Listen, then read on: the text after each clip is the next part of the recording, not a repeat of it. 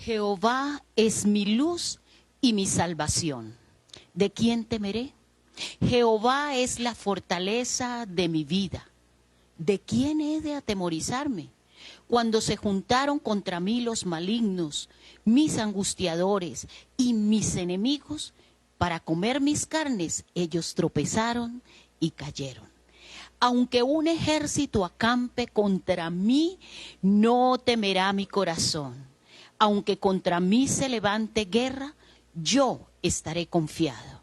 Una cosa he demandado a Jehová y esta buscaré, que esté yo en la casa de Jehová todos los días de mi vida, para contemplar la hermosura de Jehová y para inquirir en su templo. Buenos días, mis amados, mi amada familia de la fe, mis amados amigos, que tengan hoy un maravilloso día. Este es el día que hizo el Señor y en este día nos vamos a gozar, nos vamos a alegrar de todo corazón, porque Dios es el que permite que estemos hoy en día aquí, todavía con vida, disfrutando de nuestra vida, la vida que Él nos da para disfrutarla, no para desaprovecharla, para disfrutarla. Y hoy, precisamente, este día lo hizo el Señor. ¿Para qué? Para que en unidad de espíritu todos, usted allí en su casa, con sus hijos, su familia, sus padres, los abuelos, los tíos, qué maravilla que podamos reunirnos todos en familia. Nosotros aquí en nuestra casa podamos hoy alabar, podamos hoy adorar el nombre del Señor. Estar apercibidos hoy de que este es el día que Dios nos regala para oír su palabra, para disfrutar de ella, para meditar en su palabra. Entonces dispongamos nuestro corazón en esta mañana, en esta preciosa mañana que Dios nos ha regalado. Hoy te damos gracias, Señor, por este nuevo día que nos permites vivir. Gracias te damos hoy, Señor. Hoy disfrutaremos de este día en familia, bendiciendo y alabando tu nombre, Señor, como tú lo mereces, porque tenemos libertad en nuestro corazón. Hay libertad. Hoy puedo danzar con libertad, porque soy su hija. Porque soy su hija. Hoy puedo danzar con libertad, porque soy amada, porque soy amada. Así es, disfruta de esa libertad que te ha dado el Señor. Disfrútala hoy con tu familia.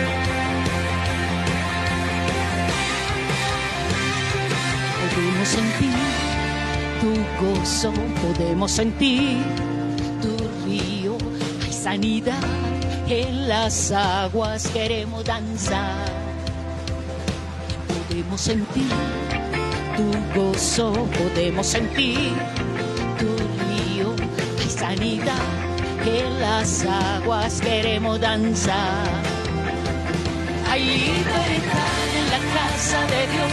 Hay libertad en la casa de Dios, hay libertad,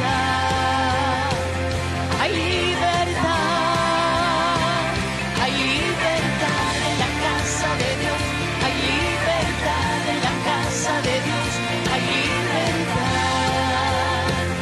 hay libertad. Podemos sentir tu gozo, podemos sentir tu río. Sanidad en las aguas, queremos danzar. Podemos sentir tu gozo, podemos sentir tu río. Hay sanidad en las aguas, queremos danzar. Hay libertad en la casa de Dios, hay libertad en la casa de Dios, hay libertad. Hay libertad,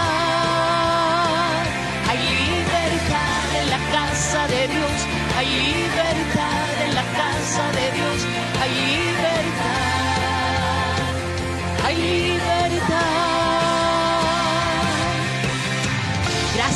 Señor, porque tú nos has dado libertad. Gracias, Señor.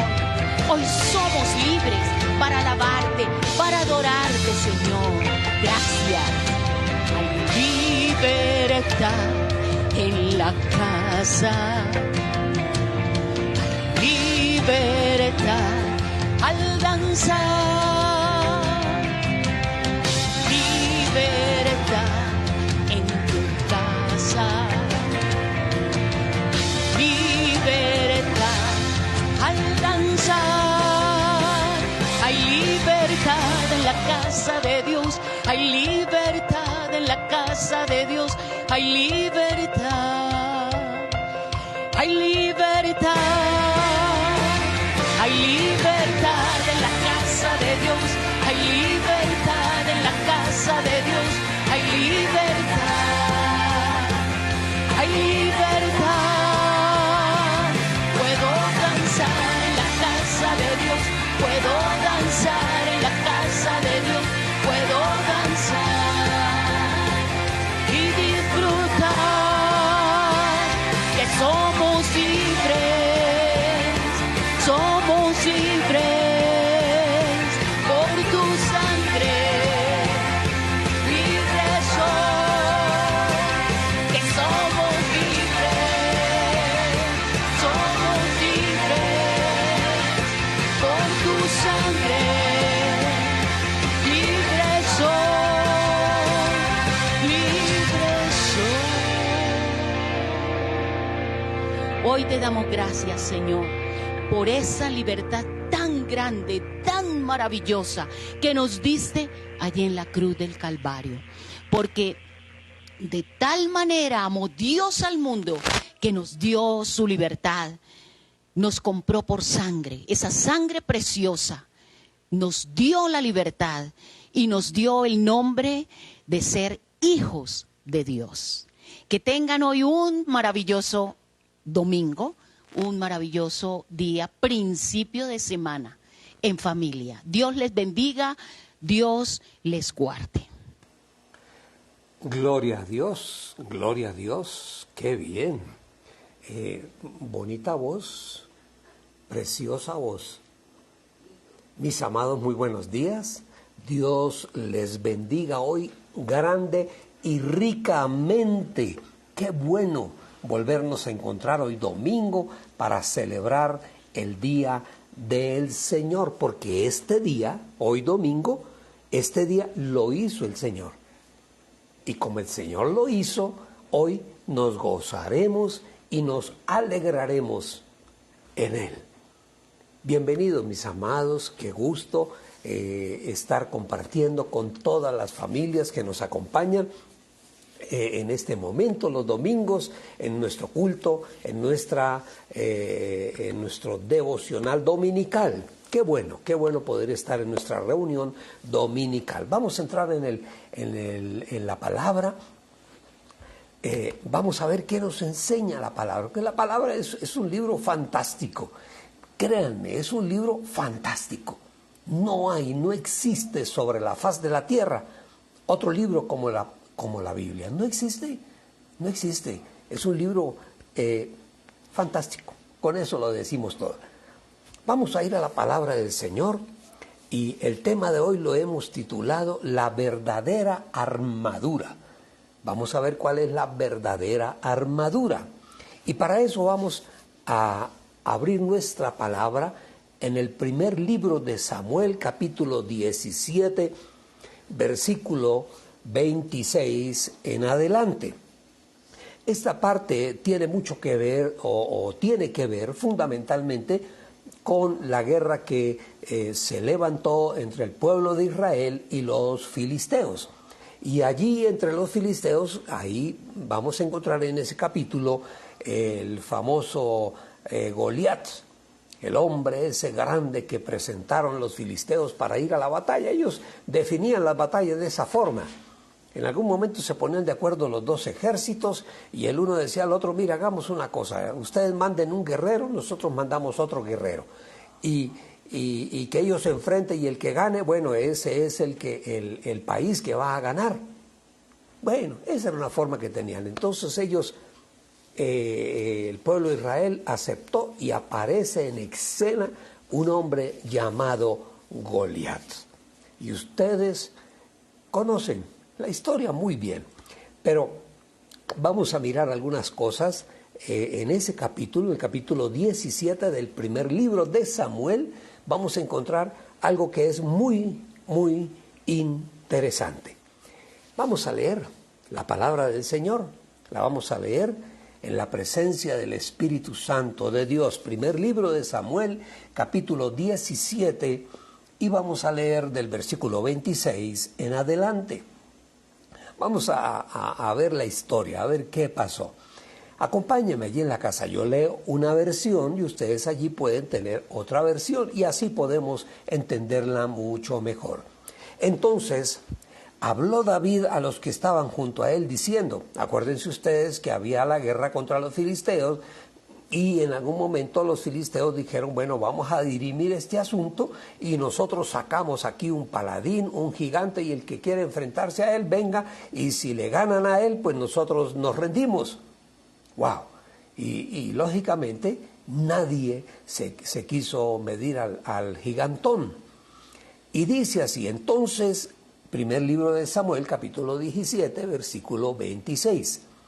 Entonces habló David a los que estaban junto a él, diciendo, porque ya estaba el gigantón allá gritando y los insultaba y les decía cosas, y ellos, pero bueno, ¿qué hacemos? ¿Quién se puede enfrentar a él? Nadie.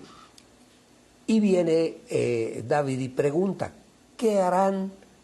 ¿Qué harán? ¿Qué dijo el rey? Al que venza a ese gigante, ¿qué? ¿Qué le van a dar? Al que venza al filisteo y quite esa amenaza, ese oprobio que hay sobre Israel. Porque, está hablando David, dice, porque ¿quién es este filisteo incircunciso? ¿Quién es? Para que provoque a los escuadrones del Dios viviente. David entra en la escena y está asumiendo otra actitud. Todo el ejército israelita, todo el ejército de Dios, desde el rey Saúl hacia abajo, todos asustados, atemorizados. ¿Qué hacemos? ¿Quién puede salir a pelear con ese gigantón? No hay quien pueda pararle pelea, como decimos coloquialmente. Dice, y el pueblo, pues él está preguntando, bueno, y al que lo venza, ¿qué le van a dar? Mire, David tenía una visión totalmente diferente porque él sabía cómo podía hacerlo. Él lo sabía. Dice, y el pueblo le respondió las mismas palabras diciendo, así se hará al hombre que le venciere. Y oyéndole hablar Eliab, su hermano mayor, con aquellos hombres, el hermano mayor de David, Eliab, le dice, se encendió en ira contra David y le dijo, ¿por qué has descendido acá? ¿Usted qué hace acá? En la guerra, aquí en el frente de batalla. ¿Y a quién has dejado aquellas pocas ovejas en el desierto? Usted se vino de allá y dejó abandonadas las ovejas. Usted es un simple pastor de ovejas. Usted no es nada. Ah, el hermano Eliab.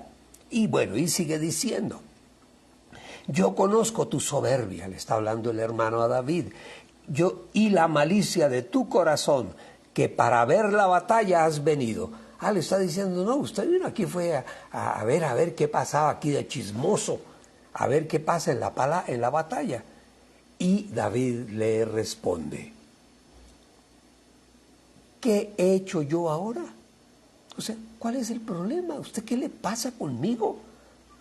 ¿No es esto lo que usted está hablando, puras palabras? ¿No es mero hablar? Versículo 30. Y apartándose de él hacia los otros, preguntó de igual manera y le dio el pueblo la misma respuesta de antes.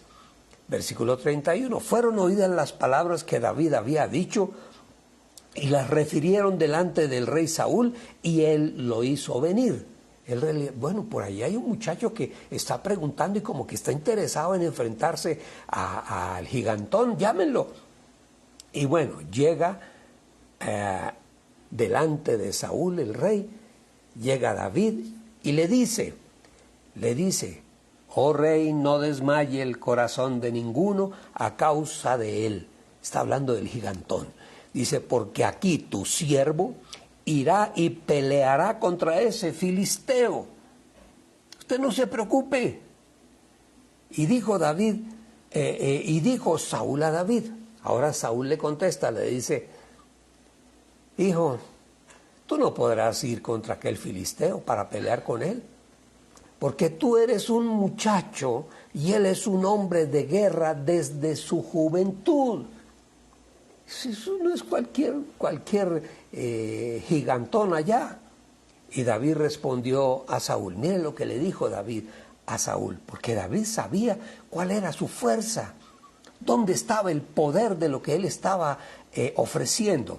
Y dice, David respondió a Saúl, tu siervo, le está hablando a él mismo, era pastor de las ovejas de su padre, y cuando venía un león o un oso y tomaba algún cordero de la manada, salía yo tras él.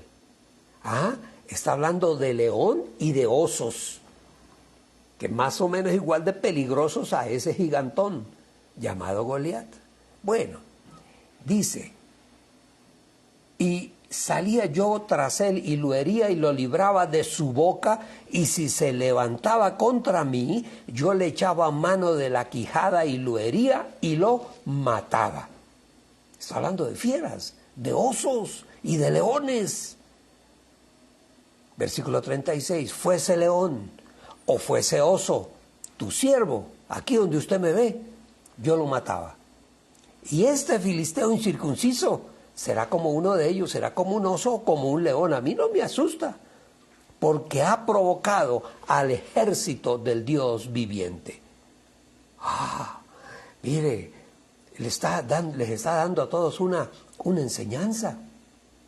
Ese hombre está hablando contra nosotros, nos está hiriendo, está ofendiendo al Dios de los cielos, al Dios de Israel. Dice, versículo 37, añadió David, dice, el Señor Jehová me ha librado de las garras del león y de las garras del oso. Él también me librará de la mano de este filisteo. Y le dijo Saúl a David, bueno, si usted quiere, eso es problema suyo, vaya y que el Señor Dios Jehová, el Dios de Israel, esté contigo, hijo. Vaya, eso es problema tuyo. ¿Y qué hicieron? Versículo 38. Vistieron a David con las ropas de guerrero, de militar. Lo vistieron con esas ropas y le pusieron sobre su cabeza un casco de bronce y le armó de coraza. Y ciñó David su espada sobre sus vestidos y probó a caminar, porque nunca había hecho la prueba. Y dijo David a Saúl, dijo, no, rey, yo no puedo caminar con todas estas cosas, porque nunca lo he hecho, no he practicado. Y David se quitó de sí todas aquellas cosas, el casco, la coraza, y dijo, no, yo con eso no puedo ni caminar. Versículo 39. Y ciñó David el versículo 40. Y tomó su cayado en su mano y escogió 5 piedras lisas del arroyo y las puso en el saco, en una bolsa pastoril, en el zurrón que traía, eso se llamaba zurrón, y tomó su honda en su mano. La honda era simplemente un trozo de cuero amarrado a dos correas. Eso era todo, una honda. Bueno, y dice que cogió 5 piedras y las metió en el zurrón que traía y tomó su honda en su mano y se fue hacia el filisteo. Y el filisteo venía andando y acercándose a David y su escudero delante de él. Bueno, no vamos a hablar de que él venció al gigantón, en fin, no, de lo que vamos a hablar hoy es de la perspectiva que tenía Saúl con respecto al problema, que era ese gigantón, y la perspectiva de David, en este momento frente a una amenaza grande. Él sabía y conocía sus habilidades, él las conocía. Yo supongo, me imagino, que tendría una como dijéramos, una puntería precisa cuando él manejaba la onda, que es diferente a lo que llamamos nosotros hoy en día cauchera. Ustedes se acuerdan de la cauchera casi antiguamente, ya hoy en día no. De pronto quizás en el campo. Antiguamente, generalmente uno manejaba una cauchera, una horqueta con una cuestión de cuerito aquí, y uno ponía piedritas y lanzaba a bajar frutos, algunos a matar pajaritos. Pero bueno, entonces esto era una onda que era el puro cuerito y correas, y daban vuelta y soltaban una punta, y bueno, eso salía la piedra a una velocidad sorprendente. Entonces, ¿qué hizo David? Dice que tomó su cayado en su mano, escogió 5 piedras y se fue hacia donde estaba el filisteo. Y el filisteo se vino también contra él, dijo, ese es el que mandaron, bueno, vamos a acabar esto rapidito. Pero lo que les estaba diciendo es, veamos la perspectiva desde el punto de vista de Saúl, que era diferente a la perspectiva del momento que tenía David. Saúl quería armar a David conforme a la perspectiva que ellos tenían como militares, como guerreros, ¿sí? Pero David tenía algo superior a las armaduras, a las espadas de hierro, de acero, o a las corazas y a los cascos. Él tenía algo mucho mejor. Tenía astucia. Y él sabía de lo que era capaz. Si él hablaba de que mataba leones y osos, era porque podía hacerlo. ¿Y qué diferencia podía haber entre un oso y ese incircunciso, el filisteo? Yo digo que peor el oso, tienes toda la razón. Entonces, David tenía una perspectiva diferente al rey Saúl y a todos los que estaban con él. La perspectiva de él era una perspectiva de astucia. Y la astucia en el ser humano es un poder. David hablaba desde la perspectiva de un hombre que tenía una experiencia en la vida. Además, hablaba desde la perspectiva de Dios. En medio de la solución y del conflicto, él conocía a Dios. Y él sabía lo que Dios podía hacer en él. Él lo sabía. Entonces, esa perspectiva que David tenía de Dios, esa seguridad, pongámoslo más bien en esa palabra, esa seguridad que tenía David de lo que eran las respuestas de Dios en su vida, conocía a Dios, eso le daba a él cierto dominio sobre las situaciones difíciles y complejas, porque él tenía toda su confianza puesta en Dios. Qué bonito, eso es interesante de ver cómo él le llama la atención. Pues ustedes cómo permiten que ese incircunciso hable de nuestro Dios y nos ofende y los ofenda a ustedes. ¿Cómo es posible? Entonces, él tenía cierta confianza total puesta en él. Total confianza. Total confianza. Él sabía lo que Dios podía hacer en su vida. Y él sabía cuál era su armadura. ¿Cuál era la armadura de David? ¿Cuál era? ¿Cuál creen ustedes que era la armadura? Cuando vamos a ponerle armadura. Y yo digo, no, yo con eso no puedo ni caminar. A veces el ser humano quiere, como dijéramos, como armarse tanto, fortalecerse tanto, que llega un momento en que ya no puede ni caminar. Ya no puede andar, ya no puede, quiere tener tanto dinero que porque quiero dejarle a mis hijos, a mi familia, y se dedica a la empresa. Y en algún momento, cuando tiene dinero y voltea a mirar, ya no tiene familia. Ya los hijos se han ido o se han perdido, las hijas igual, la esposa a lo mejor ya se fue con otro, por él estar allí metido en su empresa, en su negocio y descuidando la familia. ¿Ah? Porque se cree que eso es lo que debemos hacer. No, el Señor camina con nosotros. Y todo lo que hagamos en el plan y en el proyecto de Dios es perfecto. Y Dios no nos va a dejar a nosotros colgando, nunca. Él nunca nos deja a nosotros colgando. Entonces, David hablaba desde la perspectiva de un hombre que conocía a Dios. Desde el punto de vista, Dios está conmigo.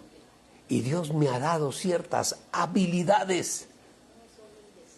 Y por eso él, cuando él estaba ahí hablando, él hablaba, al leer la porción de la palabra, ahí uno ve que él tenía confianza en sí mismo, seguridad. ¿Por qué se tenía que poner armadura? No la necesitaba.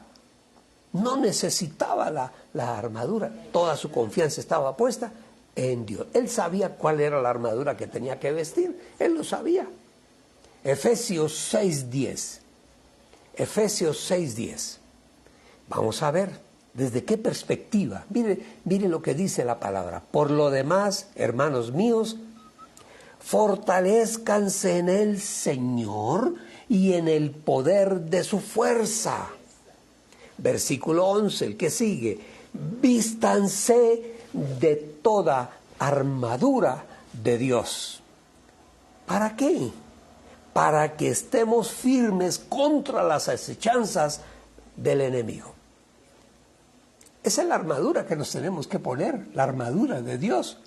Ustedes se acuerdan, y ahí está en el Nuevo Testamento, Pablo habla de ella, el casco, la coraza, la espada de la fe, las sandalias ¿recuerda? No, bueno, esa es la verdadera armadura, el apresto del Evangelio, esa es la armadura nuestra.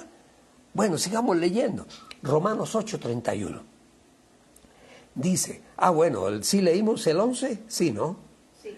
Vestidos de toda la armadura de Dios para que puedan estar firmes contra las acechanzas del diablo. Entonces, Romanos 8:31, miren lo que dice la palabra. ¿Qué pues diremos a esto? Miren lo que viene. Y yo quiero que ahí en tu Biblia lo subrayes. Si Dios es por nosotros, viene la pregunta, ¿quién contra nosotros? Eso tenemos que creerlo, tienes toda la razón. A veces de labio para afuera, sí, yo creo en Dios, pero ante una circunstancia sacamos a Dios de lado y actuamos con nuestras propias fuerzas, con nuestras propias armaduras. ¿Qué diremos si Dios es por nosotros? ¿Quién contra nosotros? Si Dios es por ti, ¿quién contra ti? Si Dios es por mí, ¿quién contra mí? ¡Oh! El que venga contra ti, el que venga contra alguno de tu casa, de tu familia, contra mí, contra alguno de nosotros, no se va a encontrar con nosotros, se va a encontrar directamente con nuestro Padre Celestial. Dios con nosotros. Y si Dios está con nosotros, ¿quién? Contra nosotros. Vamos a leer el Salmo 56:9, acompáñenme. Es decir, salmos que lo llenan a uno de esperanza, de fuerza, de pasión. Dice, y entonces mis adversarios retrocederán y sabré que Dios está a mi favor. Versículo 10, estamos leyendo el Salmo 56, versículo 10 dice, a la palabra de Dios daré gloria. Amén. Esa es la palabra de Dios. Versículo 11, en Dios he puesto, está escribiendo el salmista. ¿Y quién es el salmista? ¿Quién es? David. En Dios he puesto mi confianza, no tendré temor. ¿Qué puede hacerme el hombre? Ese mismo David que está hablando aquí fue el mismo que habló allá en la batalla frente al filisteo. Es el mismo David. Y lo que está hablando aquí nos confirma lo que estábamos diciendo hace unos minutos. ¿Qué puede hacerme el hombre? Versículo 12. Cumpliré mis votos a ti, oh Dios, te ofreceré sacrificios con acción de gracias. ¿Por qué? ¿Por qué tengo que hacer sacrificios y acción de gracias al Señor? Porque Él me ha librado de la muerte y mis pies, el Señor me ha librado de lugares resbaladizos, para que yo sea grato en tu presencia, oh Dios, en la tierra de los vivientes. Para que yo sea grato. Eso está hablando de gratitud. Está hablando de eso. Y tenemos que ser gratos con el Señor. Agradecidos con el Señor. Permanentemente. Cada día. Debemos agradecerle al Señor. Por todo y por todo. Cada momento. Salmo 118, 6. Miren qué bonito, qué interesante. Esa es la fortaleza nuestra. Con esa fortaleza es que nosotros vamos a las batallas y damos y libramos batallas. Todos los días estamos librando batallas porque estamos enfrentados al mundo de las tinieblas. Dice Salmo 118, 6. Jehová Dios está conmigo. Dice David. No temeré lo que me pueda hacer el hombre. ¡Oh! ¿Qué más seguridad queremos? Si Dios está conmigo, ¿quién contra mí? Y si Dios está conmigo, no temeré lo que el hombre pueda hacerme. No lo temeré. Y miren lo que dice el libro de Jeremías en el capítulo 20, versículo 11. Téngalo ahí y subrayelo. Dice, porque Jehová el Señor, Yahweh el Señor, bendito sea su nombre, está conmigo, está contigo como un poderoso guerrero. En la otra versión dice como un poderoso gigante. Por tanto, todos los que me persigan, todos los que vengan contra ti serán avergonzados. Amén. Esa es la palabra. Amén. Y creemos en ella. Amén. Y eso pasará. Tú no caminas solo. Hay un papá, hay un padre que te cuida a ti, me cuida a mí, nos cuida a todos nosotros. Y la batalla no es contra nosotros. El que venga contra ti, contra quien sea, contra mí, no se va a encontrar con nosotros, se va a encontrar con nuestro Padre Celestial. Así es. Todos los que nos persigan serán avergonzados. Y lo vemos permanentemente. El cristianismo ha sido perseguido desde los inicios. Fueron muertos, crucificados, tirados al circo con los leones, al foso de los leones, muertos por la fe. Y pensaron que iban a acabar con la fe, que se iban a acabar los cristianos, y todo lo contrario. La sangre de un cristiano es como una semilla que se tira en un campo, que se lanza en un campo. Se multiplicarán, nos multiplicaremos mucho más. Oye, ¿por qué tanto odio contra el pueblo cristiano? Y no solamente hablamos por allá en el extranjero, en los países del oriente, países árabes que persiguen a los cristianos. No, aquí, en nuestro país, están persiguiendo al pueblo de Dios y están imaginándose a ver cómo pueden sacarnos del escenario. Sí, ahí surge la pregunta. ¿Por qué? ¿Por qué tanta aprensión con nosotros? Es que el enemigo sabe con quién está peleando. ¿Y de qué somos capaces? Claro. Nosotros tenemos un arma poderosa. Más que una bomba atómica, tenemos un arma poderosa. Como cristianos. La oración. Amén. La oración. La oración. Amén. se enfrentarán al pueblo de Dios. Si se atreven, serán avergonzados. Serán avergonzados. Acuérdense de mí. Todos los que nos persigan serán avergonzados. De todos aquellos que empezaron a perseguir al pueblo cristiano desde el tiempo, desde cuando el Señor Jesús partió al cielo hasta el día de hoy. ¿Dónde están? ¿Dónde están? Cristianos en China, donde es prohibido. Hay una población ya de millones de cristianos. Y todos los días brotan de todos los lugares. Y ahí vamos, ahí estamos. Y no han podido contra el Señor. Por eso, mis amados, nosotros como creyentes en Dios debemos dejar de lado las armaduras del mundo. Las armas del mundo tenemos que dejarlas, las armaduras terrenales. ¿Por qué? Porque a la hora de la verdad verdadera no surten efecto las armas del mundo, que la astucia, que el rencor, que el odio, que la razón, que la inteligencia humana, que la ira, que las palabras humanas. A la hora de la verdad verdadera, eso no surte efecto. No. Un cristiano es un verdadero guerrero cuando está de rodillas. Sí, Señor, amén.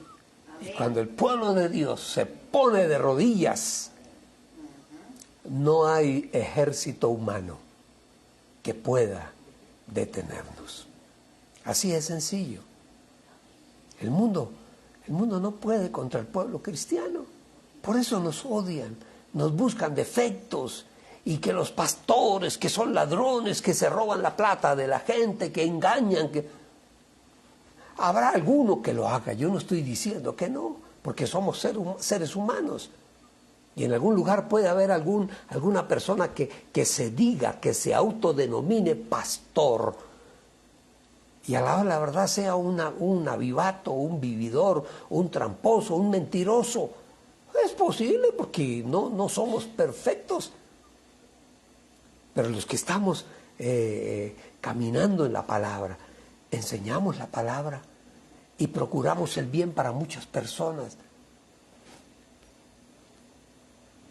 Ustedes saben que el Señor me permite a mí ir a la academia, a la universidad, y estudié una profesión, psicólogo, la psicología, una ciencia interesante, fascinante, me gustó muchísimo, pero no tiene el efecto que tiene el Espíritu de Dios, la palabra de Dios, en la vida de un ser humano.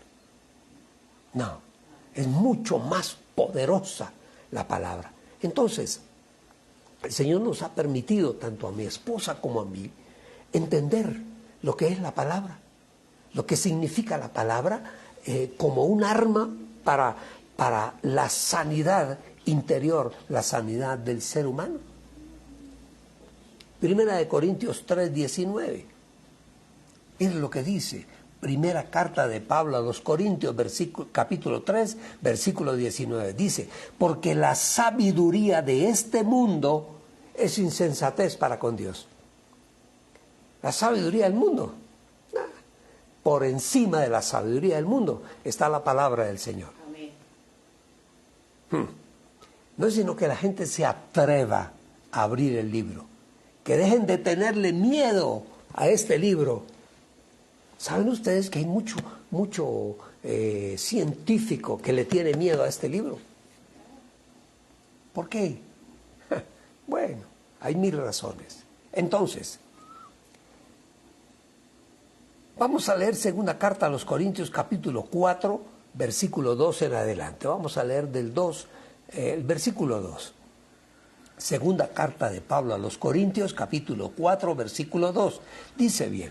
Dice así, antes bien, renunciamos a lo oculto y a lo vergonzoso, no andando con astucia, porque esos son armas del mundo, son la astucia, ni adulterando la palabra de Dios. Hay gente que adultera la palabra de Dios. ¿Quiere que la palabra se ponga a su favor? Sí, lo reconocemos. Hay gente que lo hace y se aprovecha del ingenuo, del que no sabe. Dice, no andando con astucia ni adulterando la palabra de Dios, sino por la manifestación de la verdad, recomendándonos a toda conciencia humana delante de Dios. Estamos delante del Señor y el Señor pesa cada una de nuestra palabra.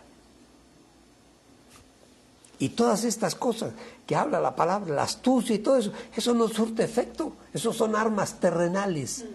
Esas son las armas terrenales. Ustedes se acuerdan de Jacob, de Jacob. Jacob en el hebreo significa suplantador. Jacob, que conocemos por Jacob.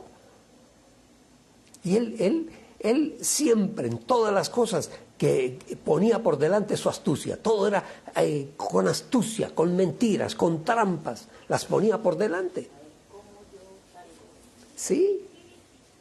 Un día, todo preparado. Y lamentablemente la señora madre de él le ayudó. Un día preparó un asado. Un guisado, dice la palabra. ¿Cómo sería ese guisado? No tengo ni la menor idea. Pero debió haber sido algo muy, muy delicioso, porque él sabía que su hermano mayor, el que tenía derecho a la bendición de la primogenitura, venía del campo hambriento, porque él sí iba al campo. Su hermano Esaú era el que iba a trabajar al campo, él se quedaba en la casa. Jacob, él era el consentido de la mamita. Él se quedaba en la casa, ayudando en los quehaceres de la casa y ayudando a preparar la comida. Y prepara un guisado, dice la palabra, a lo mejor muy rico. Y cuando el hermano llegó del campo, venía con mucha hambre y vio el guisado y le provocó. ¿Y qué hizo Jacob? O el suplantador, el engañador. Él, que digo yo, el que Dios ha separado desde la eternidad, no importa lo que pase, ese será el elegido. Y Dios había escogido a Jacob. Pero entonces, él quería ayudarle a Dios. Y se inventó el asado y le dijo al hermano, yo le doy el asado con una condición. Usted me ceda la primogenitura. Yo te doy el guisado. Yo dije que el asado. Bueno, supóngase que era un asado, un guisado, no sé qué sería, una sopa o una carne muy rica, no lo sé. Yo te doy el guisado, pero tú me das la primogenitura. Yo creo que él le debió haber preguntado, pero bueno, ¿usted cómo hago yo para darle la primogenitura? Si mi padre me va a reconocer cuando usted vaya allí, se presente delante de mi padre para la bendición como primogénito, él se va a dar cuenta. Mire, yo soy velludo, soy peludo, como dicen hoy en día, y usted es lampiño. No se preocupe, como buen astuto y engañador, Jacob, yo me las arreglo y ustedes conocen la historia. Esas son armas terrenales, la astucia terrenal. Él no quiso esperar la intervención de Dios. Si él era el elegido, espere, algo hubiera pasado, alguna cosa. Entonces, él no podía esperar, hizo un engaño, engañó a su padre para que le diera la bendición y el papá lo bendijo como primogénito, pero su hermano se vino contra él cuando se dio cuenta de que no, ¿cómo así? Y por un plato de comida yo vendo mi primogenitura. Entonces su hermano se vino contra él. ¿Y qué le tocó hacer a Jacob? Al astuto, al engaño. Hágame el favor. Los astutos creen que pueden, enredar todo y caminar por la vida sin que nada pase. El hermano se levantó contra él y le tocó salir huyendo. Y se fue para un lugar que bíblicamente se llama se llamaba, no sé si todavía, Padam Aram. Se fue para Padam Aram, donde un tío, el tío se llamaba Labán. Y no crean ustedes, mis amados, que le fue muy bien. Tuvo muchísimos problemas con su tío y le tocó trabajarle a su tío. Allí, ¿saben cuántos años duró allí? 20 años.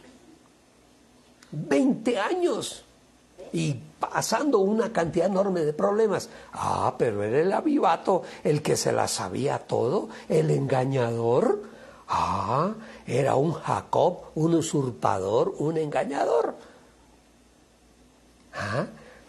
Oiga, y un día ya venía de regreso, soberbio, se encontró con un ángel de Dios. Venía de parte de Dios y se enfrentaron en una batalla. Imagínese usted, ¿qué oportunidad tenemos nosotros enfrentados contra un ángel del cielo, contra el Espíritu de Dios? No tenemos ninguna oportunidad.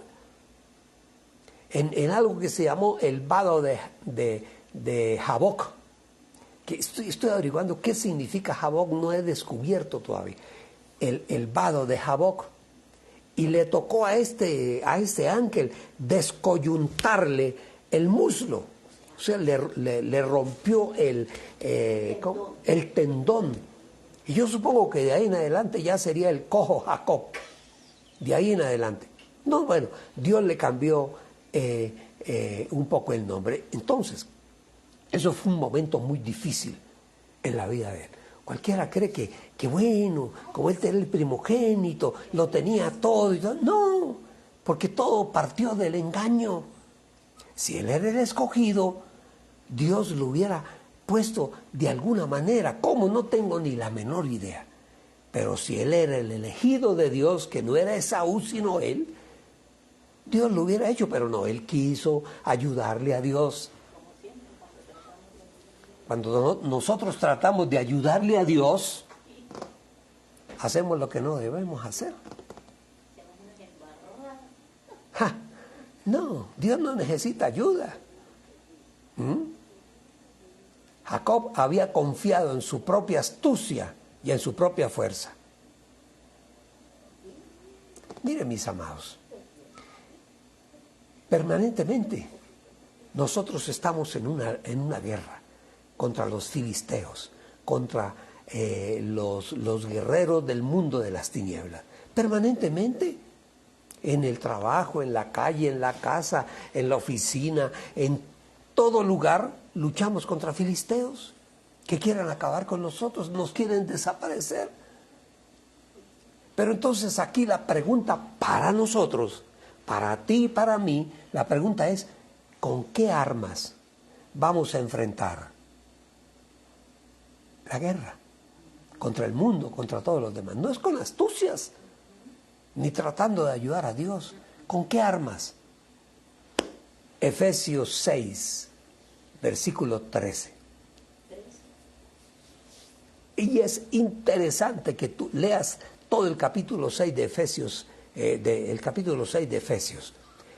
Voy a leer solamente uno. Efesios 13 dice, por tanto, tomen toda la armadura de Dios. No está hablando de una armadura física, está hablando de las armas de Dios, el Espíritu de Dios, la fortaleza de cumplir la palabra de Dios. Todo eso son armas que nosotros tenemos cumpliendo la palabra de Dios. No es con mentiras, ni con engaños, ni con dinero, ni con fama, ni con carro, ni con lujo. No. Hay una armadura que Dios nos coloca a nosotros. La armadura de la fe, el yelmo de la salvación, todo esto, la espada de la fe. ¿Y cuál es la espada de la fe? Esta es la espada de la fe. ¿Cómo les parece? Dicen, pero es una espada, esto no corta ni nada. Esto corta más que 1000 espadas. Esas son las armas que nosotros tenemos, mis amados. No lo olvidemos, nunca lo olvidemos. Y dice que tomando la armadura de Dios, toda la armadura, ustedes se acuerdan, podemos resistir en el día malo. Y habiendo acabado todo, seguimos estando firmes. Así dice Pablo.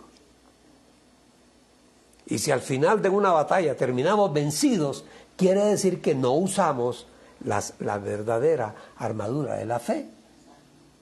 No usamos las armas de Dios, la armadura de Dios. Por ejemplo, si tú mientes, si mentimos es porque no usamos la verdad. Así de sencillo. Entonces, si no usamos la verdad, Dios no nos respalda. Entonces vamos a luchar con nuestras propias fuerzas. Versículo 14, estábamos leyendo Efesios 6, vamos a leer el versículo 14, dice, estad pues firmes, firmes, ceñidos vuestros lomos con la verdad.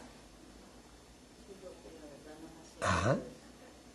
Estamos hablando de que si nosotros mentimos, quiere decir que no estamos usando la verdad.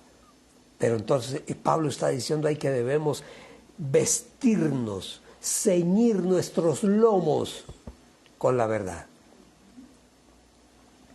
Y si al final resultamos vencidos es porque no nos vestimos con la coraza, con la armadura de la fe, con la coraza de la justicia. El versículo 14 de lo que estábamos leyendo ahí en Efesios 6, en el versículo 14 dice, y vestidos con la coraza de justicia. El versículo 15 nos va a explicar que si somos vencedores fue porque calzamos los pies con el apresto del Evangelio de la paz. Ahí están los argumentos. Así es que debemos enfrentar a todo el mundo. Debemos ser pacificadores, claro que sí, y enfrentar a todo el mundo, pero con la palabra de verdad. Filipenses 4:7 dice, y la paz de Dios, que sobrepasa todo entendimiento, cuidará tus corazones y tus pensamientos en Cristo Jesús. La paz que el Señor nos da, el mundo no nos la puede dar. Es la paz que Dios da, la paz interior. Analízate, analízate. ¿Vives en paz o vives en permanente confrontación contigo mismo y con los demás? ¿O contigo misma y con los demás? Piénselo. Debemos caminar en la paz que Dios nos da, no la que da el mundo.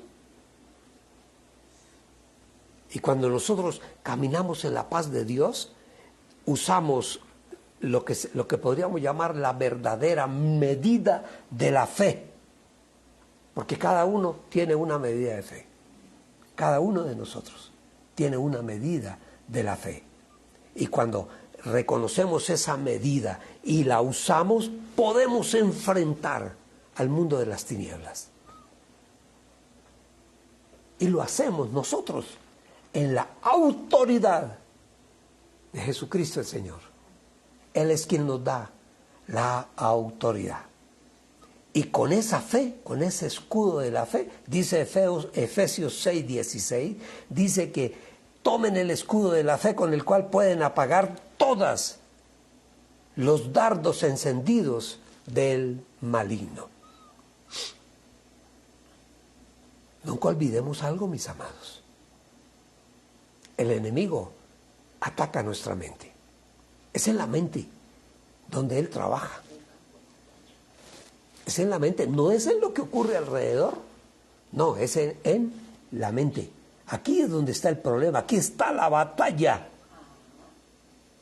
¿Y cómo vencemos si la batalla está aquí? Hay algo en Efesios 6:17, más adelante donde estábamos leyendo, que se llama el casco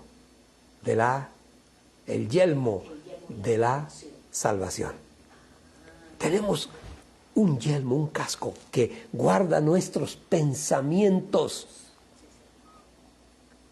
Y eso me permite a mí saber y entender cuál es mi posición como hijo del gran Dios, como hijo del gran Rey. cuando sabemos, tenemos plena conciencia. No de andar diciendo, es que yo soy cristiano, yo soy cristiano, bautizado, soy hijo de Dios, y se comporta como si no lo fuera. Eso, y la gente dice, no, es que todos somos hijos de Dios. No. Dice que aquellos que abrieron el corazón y recibieron a Cristo en su corazón, dice Pablo, fuimos hechos hijos de Dios. Todos somos criaturas de Dios, sí, pero hijos de Dios, aquel que ha recibido a Cristo Jesús en su corazón, Por eso yo tengo que saber quién soy yo. ¿Quién eres tú? ¿Una hija del mundo o una hija de Dios? ¿Eres un hijo del mundo o eres un hijo de Dios? Y todos los días, mis amados, todos los días nos tenemos que fortalecer en nuestra fe. Este libro hay que consultarlo, hay que leerlo, hay que escuchar palabra. Esto es, como dijera, pues es un alimento. Así como tú desayunas, almuerzas y comes y cenas, todos los días tienes que comer palabra. Si no comes palabra, te vas a debilitar. Espiritualmente vas a ser famélico o famélica, que es muerto de hambre, ¿cómo se llama? Desnutrido espiritualmente. Si tú no lees la palabra, la estudias o oyes palabra. La palabra hay que oírla. Y hay hombres de Dios maravillosos, extraordinarios, que son excelentes maestros. Y algo... Mire, esto nosotros lo llamamos la espada de la fe. Esta es la espada. Con esta espada es que nosotros vamos a las batallas. Aquí está todo lo que tú necesitas saber, está aquí, en este libro. Y con esta espada, alguien dice, no, pero eso no es una espada y no tiene filo. Claro que tiene filo. El Espíritu de Dios corta. La palabra dice que esto es una espada que entra, corta. ¡Ja! Y es una espada que corta entrando y corta saliendo. ¿Y qué corta, pastor? Todo lo malo que tenemos, la mentira, de lo que estamos hablando, argumentos que no son del Señor, no son válidos para nuestra vida espiritual. Entonces, utilizábamos otras armas de lo que estamos hablando, mentiras, el engaño, la astucia, y no, son las armas de nuestra fe. Y la palabra lo dice, las armas de nuestra fe, de nuestra milicia, porque somos milicianos, somos soldados de Cristo. Las armas de nuestra milicia no son armas carnales, no son armas de mentira, ni de engaño, ni de fuerza, ni de gritos, ni de grosería, ni de palabra. No. Las armas de nuestra fe son armas poderosas en Dios, nuestro Señor. De ahí viene el poder. Entonces no debemos, mis amados, dejar de lado este libro. Tienes que leerlo, léelo. Pero pastor, es que yo a veces no entiendo nada. No, es que léelo solamente, algún día lo entenderás. Algún día empezamos a entender porciones de la Biblia que nunca entendimos. Algún día lo vamos a entender. Y poco a poco vamos aprendiendo y nos vamos fortaleciendo. Cada día más nos fortalecemos y el argumento en nuestra vida está aquí. Aquí están los mejores argumentos para hacer de nuestra vida algo valioso, algo significativo para nuestra casa, para nuestra familia, para la sociedad y aún para nosotros mismos y para Dios. El verdadero éxito. Estás diciendo algo extraordinario.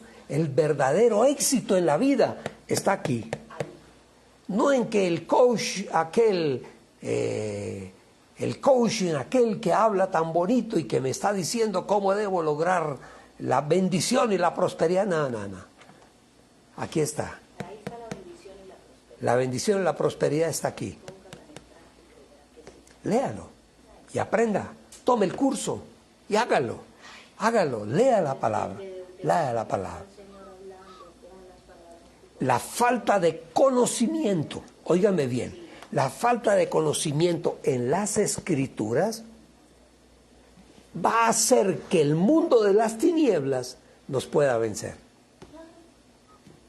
Porque hay gente que habla y dice, es que la palabra dice, y resulta que no, la palabra no dice lo que está diciendo esa gente.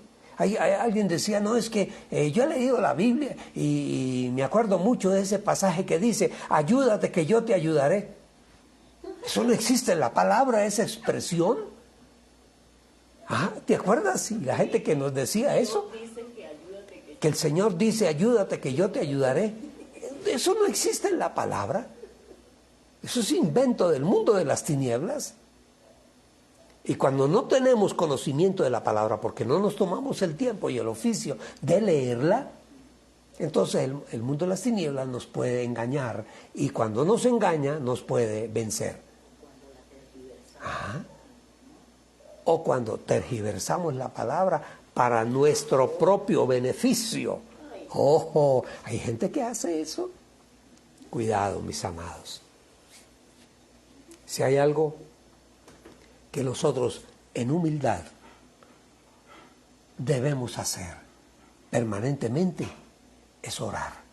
Y orar no es solamente ir a un rincón de la casa y poner nuestro rostro contra la pared y allí darnos golpes de pecho y hacer grandes imprecaciones, grandes palabrerías. No. Nosotros podemos orar todo el día. Donde quiera que vayamos, vamos en un bus, vamos en nuestro carro o en bicicleta o vamos por la calle, vamos orándole, vamos dando gracias a Dios en todas las cosas que están llegando a nuestra vida.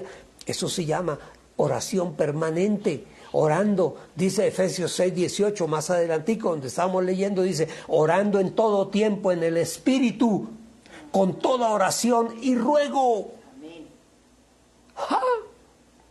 Permanentemente, velando en oración siempre, orando e implorando continuamente. Y tenemos que orar por todos los santos. ¿Quiénes son los santos? Nosotros, porque santo no quiere decir aquel que tiene una corona y está parado allí en la procesión con las manitos, así, no, y con una corona y... No, los santos somos todos aquellos que hemos tomado la decisión de aceptar a Cristo Jesús en nuestro corazón. Y ahí dice la palabra, ahí dice, orando en todo tiempo en el Espíritu con toda oración y ruego, velando en oración siempre, orando e implorando continuamente por todos los santos. Más claro. Qué bueno, podemos orar nosotros en la casa. No, que es que para yo orar necesito irme para la iglesia. No, podemos orar en nuestra propia intimidad. Bueno, también en la congregación cuando vamos, oramos también. Y hacemos oraciones, ¿cómo se llama? En conjunto, oraciones en congregación. Hechos 12:5 dice, y mientras Simón, ¿de qué Simón está hablando ahí? Bueno, Simón Pedro, mientras Simón era custodiado en la prisión, porque fue llevado a la prisión, dice, la congregación intercedía permanentemente por él ante Dios. El que sabe lo que tiene, lo cuida y lo protege. Entonces, David dijo al filisteo, tú vienes a mí con espada y con lanza y jabalina, Pero sabe una cosa, gigantón, yo vengo delante de ti en el nombre de Jehová de los ejércitos, el Dios de los escuadrones de Israel, a quien tú has provocado. Hoy ese Dios te entregará hoy en mi mano. Está confesando, te entregará en mi mano y yo te venceré y te cortaré la cabeza y daré los cuerpos de todos los filisteos a las aves del cielo y a las bestias de la tierra, y toda la tierra sabrá que hay un Dios en Israel, que hay un Dios en Colombia. Amén. Amén y amén. Así será. Sí, Señor. Padre bueno, tu palabra, Señor, ha sido lanzada a cada vida y a cada corazón. Reconocemos que en ti tenemos el poder espiritual. El poder del Espíritu nos acompaña a cada uno de nosotros. Por eso hoy, Señor, nos reunimos, nos congregamos, todos los que estamos alrededor de esta imagen y de este sonido, nos congregamos en el nombre que es sobre todo nombre, el nombre de Cristo Jesús. Nos reunimos a una sola voz y clamamos a ti, oh Dios, por Colombia, por nuestro país. Oh Señor, guarda a Colombia, no permitas que el malo, el perverso, el incrédulo, el materialista, aquel que no cree en ti, oh Dios, se enseñoree de nuestro país. Ten misericordia de Colombia, ten misericordia de nosotros, ten misericordia de tu pueblo, Señor, ten misericordia de nuestras familias, de nuestra compañera, de los compañeros, de nuestros hijos, de nuestros nietos, de todas nuestras casas, Señor. Ten misericordia, ayúdanos, guárdanos. La pelea, Señor, no es con armas, es con los argumentos tuyos, Señor. Tú eres el gran vencedor, tú eres el Dios de la victoria. Creemos en ti, Señor, creemos y esperamos siempre en ti. Señor, bendice a Colombia, que el poder y la presencia de tu Espíritu Santo gobierne desde el norte hasta el sur, desde el oriente hasta el occidente, y que ningún espíritu del mundo de las tinieblas se levantará contra Colombia, contra nuestro país. Anulamos todo proyecto, todo plan, toda artimaña del mundo de las tinieblas. Oh Señor, pactos hechos con hechiceros, con brujos, con santeros, en el nombre poderoso de Cristo Jesús, los desarmamos, los desarticulamos en el nombre de Jesús, en el nombre de Jesús. Oramos por Colombia. Gracias, Señor. Oramos también, Padre bueno, por nuestra casa, por nuestra familia. Guárdanos, Señor. Guarda, Señor, a nuestros hijos, desde el más pequeño hasta el mayor, guárdalos, Señor. No permitas que el mundo de la tiniebla se acerque a ellos. Señor, envía tus ángeles a su alrededor, donde quiera que ellos estén. Nuestros hijos serán guardados para ti. Señor, ayúdanos, enséñanos, guárdanos todos los días, a los padres, a los abuelos, a los hijos, a nuestra casa. Gracias te damos, Señor. Cúbrenos a todos con el poder de la sangre de Cristo Jesús. Gracias, Señor. Amén. Y amén, y amén, y amén. Wow, wow. Oh, bendito sea el nombre del Señor. Bendito y alabado sea el nombre del Señor. Bueno, vamos a honrar al Señor y lo vamos a hacer con nuestras ofrendas y con nuestros diezmos.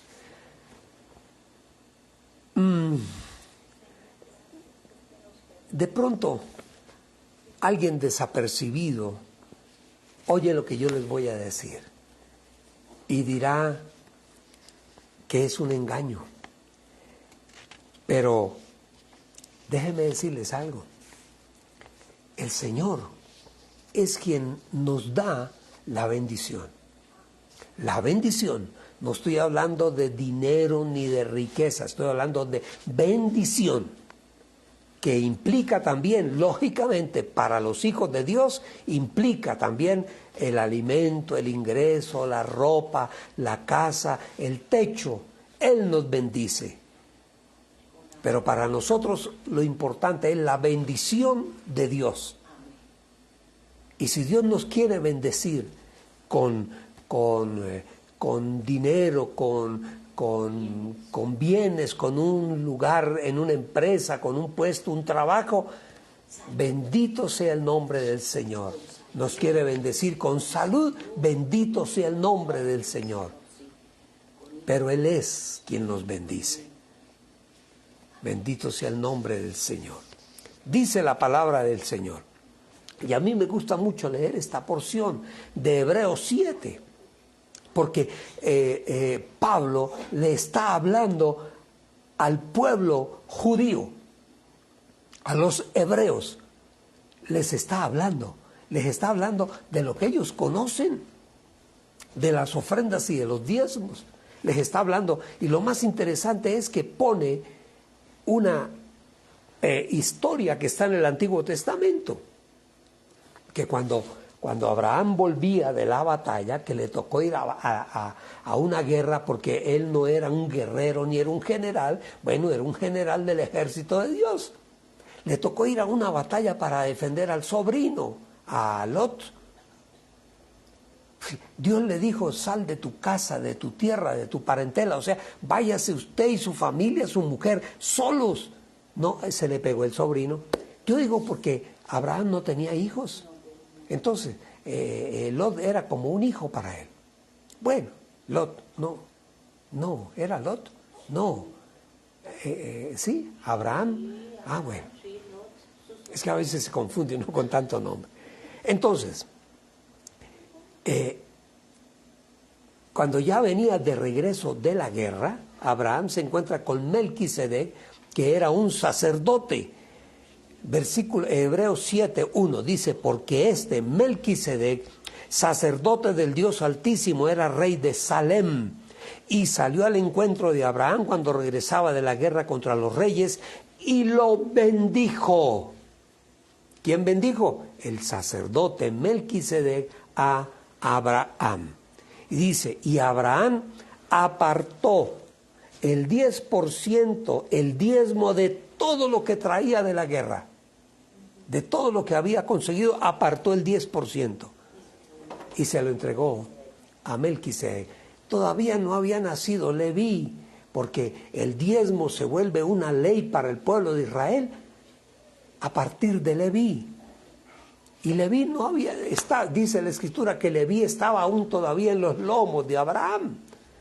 Leví nace muchos años después.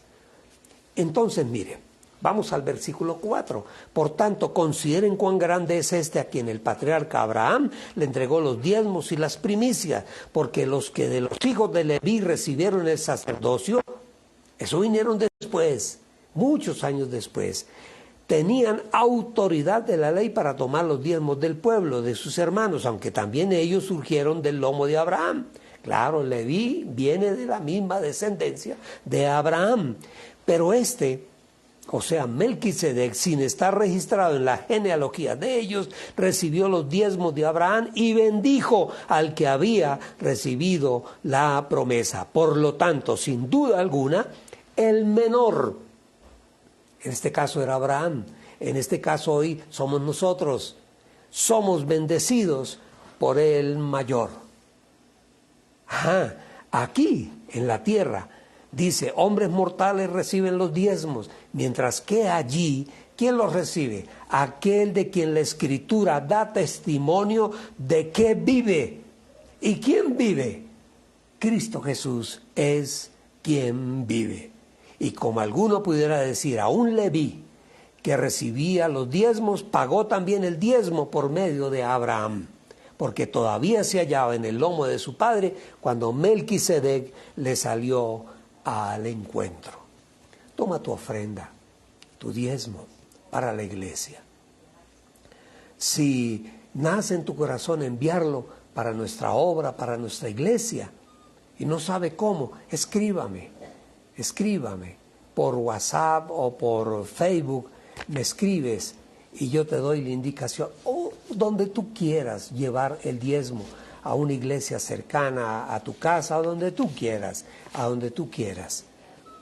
Vamos a orar, vamos a darle gracias a Dios. Toma ahí en tu mano tu ofrenda, tu diezmo. Qué bueno que estés con tus hijos, si son niños, mucho mejor, porque si hay algo que debemos enseñarle a nuestros hijos es a dar, a ser generosos, a tener manos abiertas. La generosidad produce riqueza espiritual y riqueza económica para nuestras vidas.